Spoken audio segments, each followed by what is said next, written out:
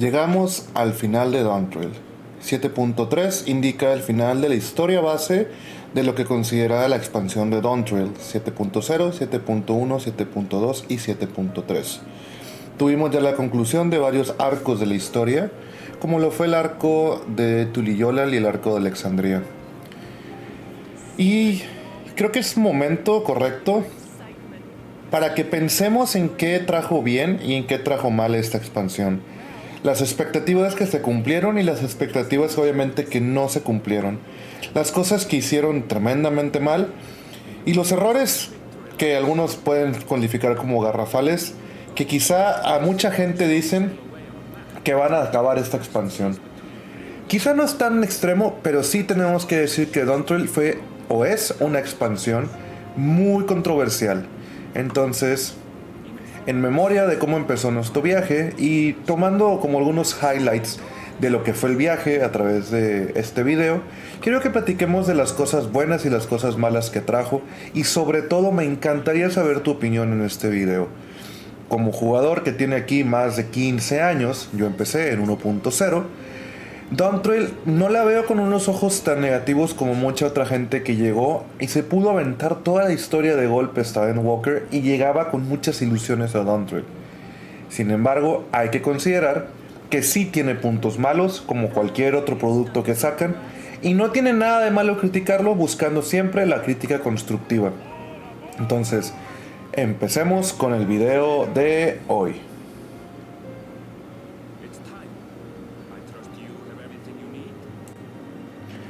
La premisa de la historia nos cuenta que nuestro héroe, nuestro Warrior of Light, se va a ir entre comillas de vacaciones porque vamos a ayudar con el rito de sucesión de un país extranjero que se llama Tuliyollal o Tural. Aquí hay 4 candidatos muy prominentes: Zoralya, el hijo del actual heredero, que se llama Gulolya; Wuklamat, que es una hija adoptiva; Koana, que es un hijo adoptivo; y Pakul Yaya, que es otro Blessed Sibling, o sea, un mamuk de 2 cabezas, y todos tienen que hacer un diferente set de pruebas para poder identificar quién va a ser el digno de poder llevar el manto de Dawn Servant. A través de la historia y a través de las diferentes áreas que vemos y las diferentes tribus que conocemos, vamos conociendo la cultura de Tuliyollal, que está íntimamente inspirada en Latinoamérica precolombina. También un poco en Texas con la segunda parte, que es Yactura, la que está arriba, pero todo lo que vemos antes del rito de Succession está inspirado muy en una América Latina. Tenemos a los Pelupelus, tenemos a los Moblins, a los Mamuk y a los hombres pájaro, que se me olvidó el nombre. Cada uno nos cuenta las historias de cómo funcionan sus culturas y cómo funcionan sus tradiciones, y a través de diferentes retos, la verdad sacados muy de Disney a mi opinión, empezamos a ver cómo los candidatos a Dawn Servant van teniendo aciertos y desaciertos en esta carrera para ver quién va a gobernar este país, que es un consorcio como de diferentes tribus, una unión de diferentes tribus.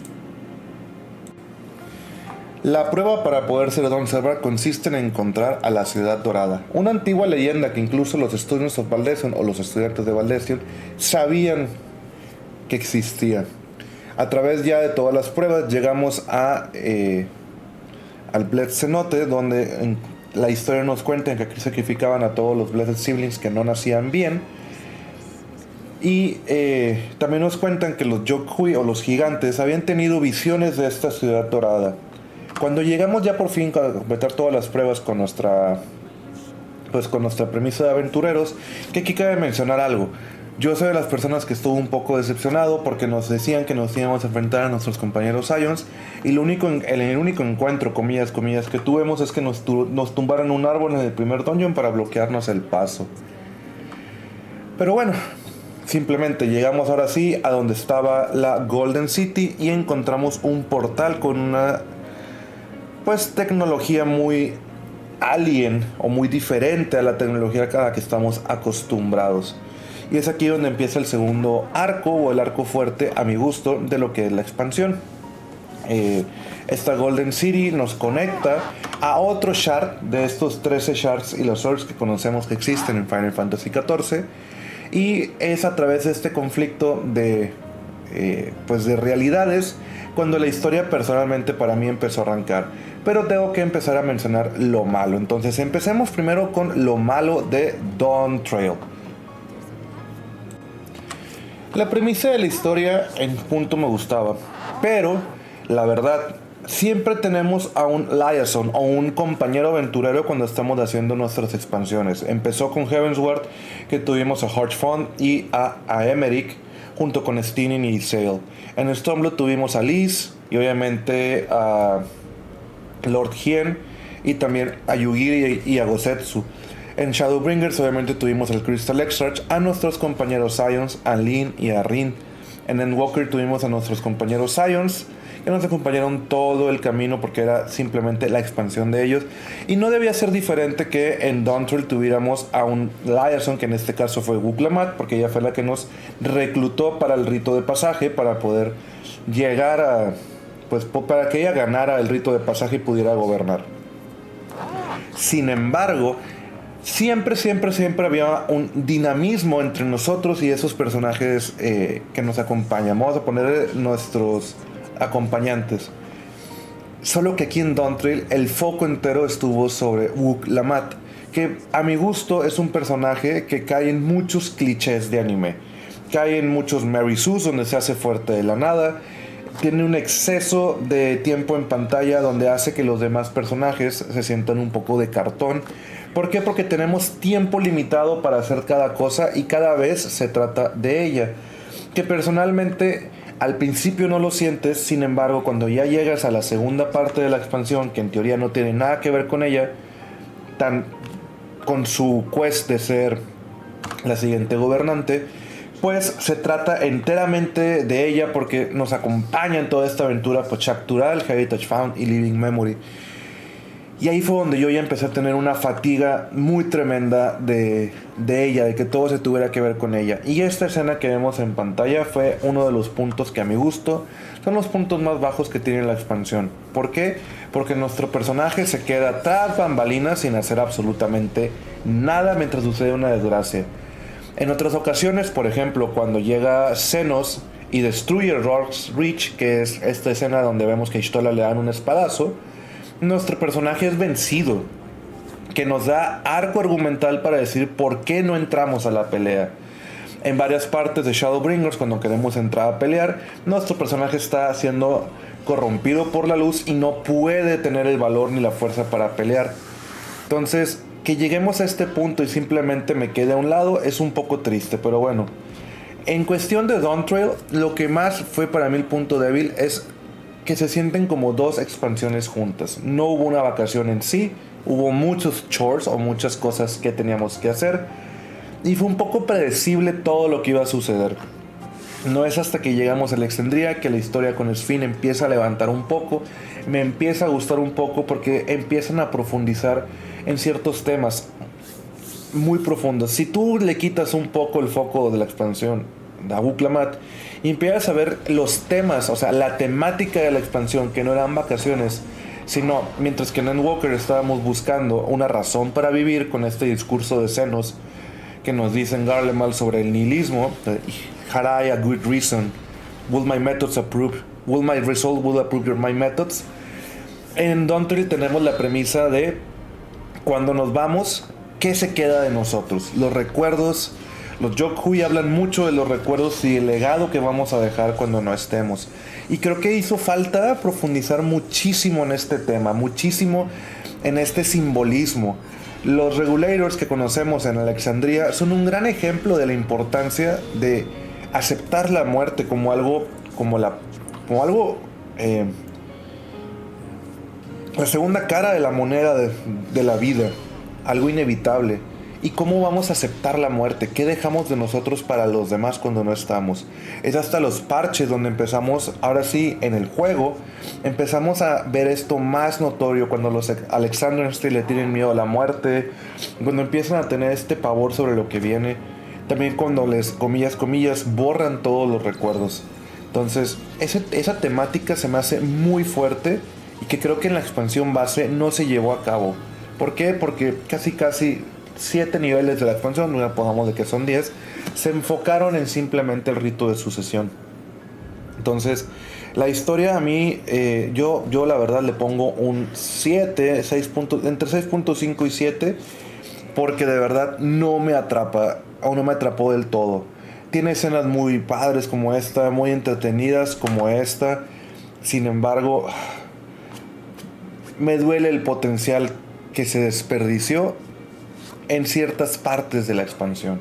Entonces, lo malo yo veo en eso. Otra de las cosas malas es el tiempo entre parches ya se hizo muy largo y el contenido que han estado sacando, pues la verdad, lo malo es que se siente que es nada más contenido para un solo parche. No tiene tanta rejugabilidad. Podemos ver un ejemplo con la Chaotic Alliance, que ya actualmente nadie está haciendo Cloud of Darkness Chaotic. Entonces, esa es una de las cosas que yo veo un poco tristes o negativas, dado que hay muchas recompensas que estaban ahí guardadas o estaban en ese vendedor y no las podemos tener porque pues, quizá no lo hiciste 99 veces cuando era relativo. Entonces, fuera de eso, eso es una de las cosas que yo veo como muy que se tienen que corregir camino de 8.0. Otra de las cosas como malas, yo veo como el patch cycle, que por ejemplo ya estamos en 7.3 actualmente, y la loot de 7.2 de lo que es Savage sigue bloqueado. Entonces debe de haber otra manera, otra razón. Ya podemos obtener tanto los Twine como los Esters como los Shines a través de Hunts y las Alliances. Sin embargo, pues la Savage sigue bloqueado. Otro de los puntos negativos que yo veo es que para alguien que jugó Final Fantasy XI, siento que la Alliance Raid me ha dejado un poco que desear. No ha estado a la altura de lo que quisiera. Tenemos ahorita The Second World Sandoria. Sandoria fue mi ciudad inicial cuando yo empecé Final Fantasy XI. Y el hecho de que nada más sea un mapa para una pelea de Trash, me pone muy triste. El Darnake y Kalam Naut fueron unos excelentes villanos en el 11. Y pues aquí sí son excelentes peleas. Entonces, fuera de eso, un poco de lo malo que veo en Dawntrail ha sido eso. Lo un poco floja o guanga que estuvo la historia en ciertas partes. ¿Qué? Y ahora pues me gustaría hablar de lo bueno. Lo que sí me gustó de la historia, la verdad, todo esto, todos los guiños y todos los, ¿cómo se puede decir?, tributos a Final Fantasy 9 fueron una cosa excelente en esta expansión. El hecho de que el último jefe del 7.3 haya sido Necron también estuvo excelente, fue una pelea muy entretenida. La introducción de Sphinx, que es como un tributo a Garnet de Final Fantasy 9, me encantó. La pelea final, cuando estamos peleando contra el Acuyo Eternal también, en cuestión de la narrativa, fui muy fan de todo el arco de Alexandria. Se sintió muy Final Fantasy, muy padre, muy entretenido, con muchas cosas que sí me hicieron como sentir que eso es lo que yo esperaba en la historia, sentir algo. El cariño que le tuve a Sphinx, el coraje que tuve cuando ella también dice que insulta en la memoria de Selenia. La verdad, en los últimos arcos cerraron muy bien el arco de Dawntrail, pero es porque ya se trataba de Alexandria. Nosotros tuvimos un papel primordial, se trató de nosotros. Living Memory es un área que me encanta por la escena de la góndola que tienes con Grajatía, donde te cuento un poco de todo lo que él hizo para que su persona especial pudiera vivir un poco más, que en este caso eres tú. Entonces, todo cuando profundizan y de verdad filosofian, tocan temas filosóficos como la memoria, la vida, nuestros recuerdos, la expansión se levanta. Y aquí, por ejemplo, tenemos una escena donde Uklama tiene un protagonismo, pero no se siente tan forzado. Entonces, es un trabajo en equipo entre ella, que rompe la barrera, y yo, que rompo la terminal. Entonces, fuera de eso, pues sí me gustó lo último de la historia. Cosas que sí hizo bien Dawntrail en general, el Battle Content. El Battle Content de Dawntrail ha sido de los mejores que hemos tenido en cuestión de juego. Yo lo puedo ver como el cambio que hubo de Heavensward a Stormblood. Stormblood fue una expansión que en Battle Content estuvo increíble. El Battle Content de Stormblood, las peleas de Omega estuvieron pero muy entretenidas con las nuevas mecánicas que vimos. Y en cuestión también de raids, en el caso acá las Savage, que son pues este estilo de la WWE, está bastante divertido. El soundtrack de esas peleas me encantó también. Entonces, En Battle Content yo sí le pongo 9.5 de 10. Nuestro primer Ultimate, Futures Rewritten Ultimate, con Rin y Gaia, también me gustó mucho. La última fase se me hace una chulada. No hubo vez que no estuviera haciendo pro, que mi corazón no estuviera latiendo en esa última fase con el Enrage. No saben cuántas veces vi inventado Enrage porque alguien se comió un Damage Down. Y pues... el Battle Content les digo, les pongo una muy alta calificación. En la música no tengo nada de quejas. Soken increíblemente cómo hizo el soundtrack. Mi única queja con la música es donde pusieron la canción de Smile. Se siente muy forzada en varias partes que la pusieron. Pero fuera de eso, todo lo demás, bien. Muy bien. Y pues la queja en general, como les digo, fue la cadencia de los parches. En sí, no quiero que sea un video muy largo, no quiero tampoco ser un Doomsday diciendo que Final Fantasy se acabó. Tiene que haber ciertos cambios radicales en lo que se viene para 8.0, porque hay cosas que ya ahorita se sienten un poco viejas o un poco tediosas, como un jugador que ha jugado este juego desde 1.0 y que también juega otros RPGs en línea como los World of Warcraft. Hay ciertas cosas que ya se está tardando Final Fantasy XIV en hacer y necesitamos que ya se pongan las pilas con ciertos sistemas. De verdad, Square Enix tiene que empezar a darle dinero a la gallina de los huevos de oro para que siga siendo la gallina de los huevos de oro y siga este juego brillando por muchos años más. Como Yoshi P ha dicho que tiene historia para muchos arcos más. Entonces, fuera de esto, fuera de que la historia empezó un poco floja y que hay un exceso a mi gusto de Buklamat, cuéntame a ti, ¿qué te gustó? ¿Qué no te gustó? ¿El Battle Content te ha gustado? ¿Se te ha hecho muy difícil? Sí hubo un cambio de dificultad de Endwalker para acá, que yo soy fan de eso. Pero fuera de eso, cuéntame, ¿qué es lo que para ti fue lo mejor de Dawntrail y lo peor de Dawntrail?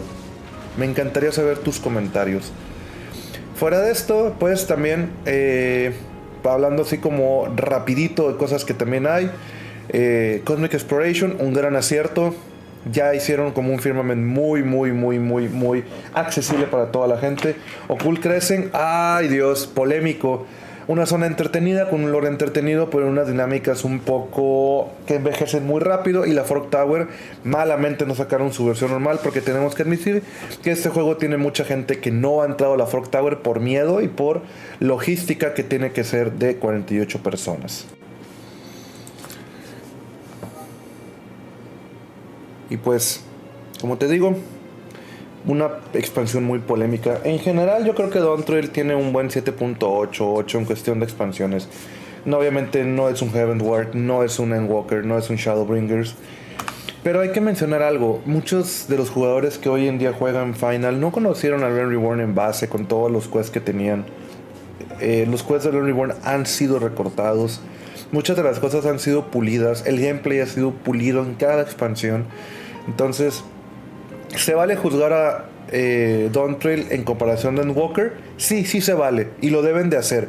¿Por qué? Porque la vara ha subido y se deben de estar a la altura de esto. Pero también no se nos olvide que este juego es un juego que tiene aproximadamente entre 15, si jugaste 1.0, o 12 años. Entonces, pues también hay que ver qué nos depara el futuro. Este parche me llena de ilusiones para saber qué viene. Y una de las cosas que sí estoy en contra, y es mi opinión, que nadie me va a poder cambiar: no anuncies algo que va a llegar al final de la expansión. Estoy hablando de ti, Beastmaster. No anuncies algo que va a llegar hasta el último parche de la expansión. Mejor no lo anuncies. Y que llegue como sorpresa, que la gente se sorprenda, como lo fue el Blue Mage, como lo fue los Vieras masculinos.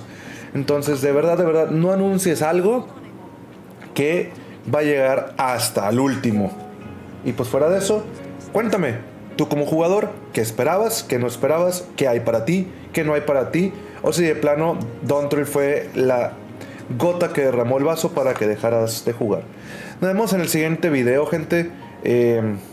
Ya se viene por fin el Pilgrim Bounty. Quiero más noticias, siento que el canal ha estado un poco abandonado, pero pues seguimos con los sábados de lore y los demás videos. No supe si les agradó el video de PvP, si quisieran más contenido de PvP, por eso no le he movido. Pero si quisieras más videos de PvP, pues simplemente déjame en los comentarios y empezamos a producir videos de PvP.